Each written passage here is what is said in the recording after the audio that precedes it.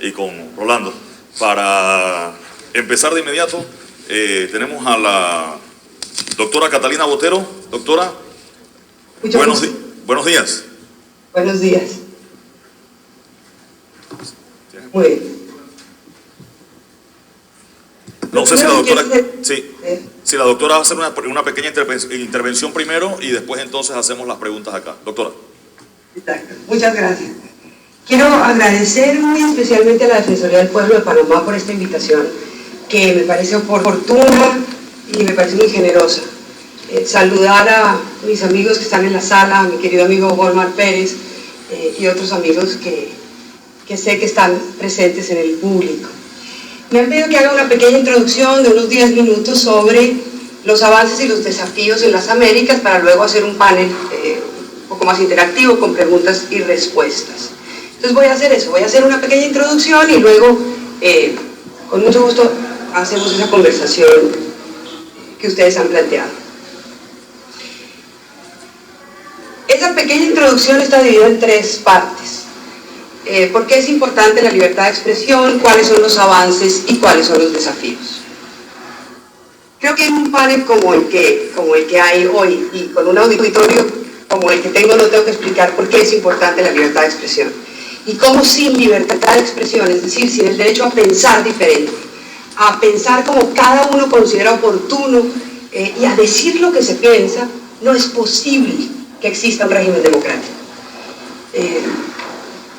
Por eso, en todos los ordenamientos jurídicos democráticos del mundo, la libertad de expresión es una pieza clave. No solo la libertad para decir lo que las autoridades o las mayorías quieren oír, sino sobre todo para decir lo que no quieren oír. El derecho es importante sobre todo como un título que empodera a los que piensan distinto, a los que tienen un discurso que es perturbador, que es ofensivo, que es crítico. Esos son los que necesitan ser protegidos. Porque para alabar, yo no necesito ese derecho. El derecho se requiere justamente para esas minorías que piensan distinto y que están amenazadas. ¿Cuáles son los avances en materia de ese derecho? Esta región era totalmente distinta hace 30 años. A los disidentes los montaban en aviones en las dictaduras del Cono Sur y los tiraban vivos desde los aviones. Los periódicos, las radios y la televisión que no estaban de acuerdo con los regímenes autoritarios o del Cono Sur, o los que vivían conflictos armados, que eran también regímenes autoritarios, simplemente cerraban esos medios. La censura directa se consagraba en algunas constituciones, como por ejemplo en la Constitución de Chile. El delito de desacato, que es un delito absolutamente contrario a la Convención Americana de Derechos Humanos, está en muchas de nuestras constituciones. Entonces, han pasado cosas importantes. Esta no es la misma región. Se ha derogado la censura directa en la mayoría de las constituciones. Ese renacer constitucional en nuestros países ha hecho que se consagre la libertad de expresión con vigor. La sociedad civil es cada vez más fuerte y más crítica. Muchos países han derogado las normas de calumnia e injuria. No hay actos de violencia sistemática como los que existían hace 30 años contra disidentes y opositores que eran sistemáticamente desaparecidos. Han cambiado las cosas y a esta transformación tenemos que rendirle homenaje. No se nos puede olvidar que gracias a esa transformación hoy somos más libres, hoy tenemos más derechos, hoy los estados están más vigilados, el poder tiene más controles. Esa transformación se dio, entre otras cosas, no solo por las transformaciones democráticas, por el fin de la Guerra Fría, por el fin de las dictaduras, por el fin de la mayoría de los conflictos armados, sino por el vigor del sistema interamericano de derechos humanos, que ha sentado las bases para una defensa muy rigurosa del derecho a la libertad de expresión. No es menor que la Corte Interamericana le haya dicho a Chile que tenía que derogar las normas de censura que estaban en la Constitución hecha durante el régimen de Augusto Pinochet. No es menor que en todos los casos que la Corte ha conocido de denuncias contra periodistas que han hecho, o de condenas contra periodistas que han hecho denuncias de interés público, la Corte ha considerado que los estados han violado el derecho a la libertad de expresión, porque ese discurso está especialmente protegido. No es menor que se haya garantizado el derecho de acceso a la información por primera vez en la historia del derecho internacional como un derecho humano fundamental. Entonces los avances son importantes y ahí están los estándares, y esos estándares surgieron como una reacción contra el autoritarismo que esta región tuvo que vivir. Son inmensos, y ustedes pueden encontrar todo esto que yo estoy diciendo en unos documentos que nosotros enviamos a la mayoría de las defensorías, y yo quisiera saber si a ustedes les llegaron, que están publicados en nuestra página web. En la parte de publicaciones hay un documento que se llama una agenda hemisférica sobre libertad de expresión, donde muestra cómo estábamos, cómo estamos hoy y cuáles han sido los grandes avances. ¿Cuáles son los desafíos hoy?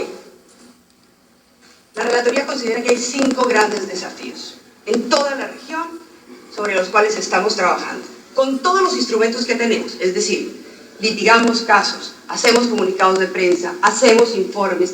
En el fondo nuestro papel es muy similar al del papel de las defensorías. Y por eso tenemos a veces los problemas que ustedes también enfrentan en sus países cuando decimos lo que algunas autoridades no quieren oír. ¿Cuáles son esos 5 grandes retos, esos 5 grandes desafíos?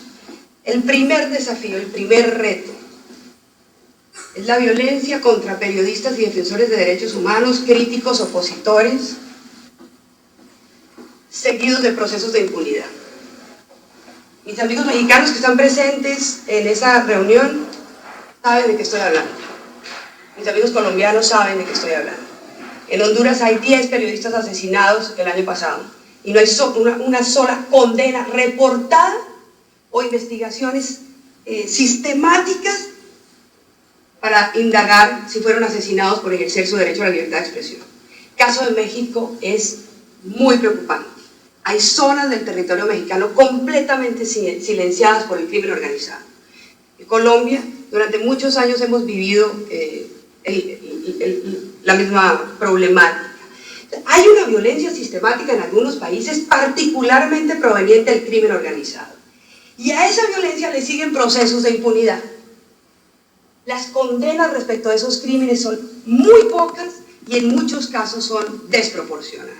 Y les ofrecen a los condenados beneficios que son simplemente inaceptables.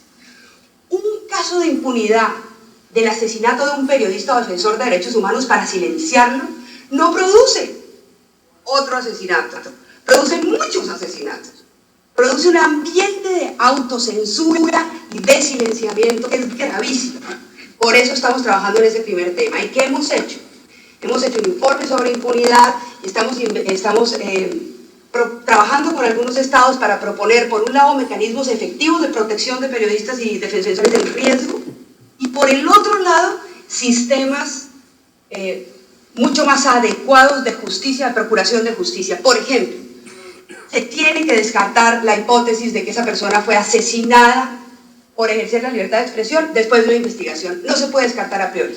Tiene que existir un protocolo de investigación que exija a las autoridades investigar qué estaba escribiendo ese periodista, a quién molestó lo que estaba escribiendo, qué estaba investigando. No pueden descartar de entrada esa hipótesis, como hemos visto que se descarta en algunos lugares.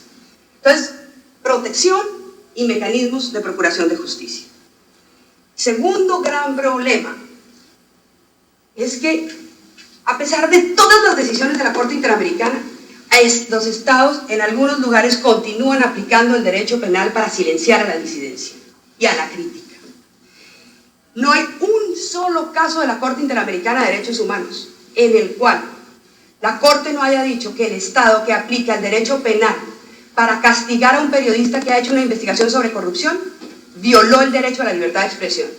Incluso en un caso de Panamá, el caso Tristán Donoso contra Panamá, el abogado Tristán Donoso denuncia a un funcionario público y luego no puede demostrar que las denuncias son ciertas.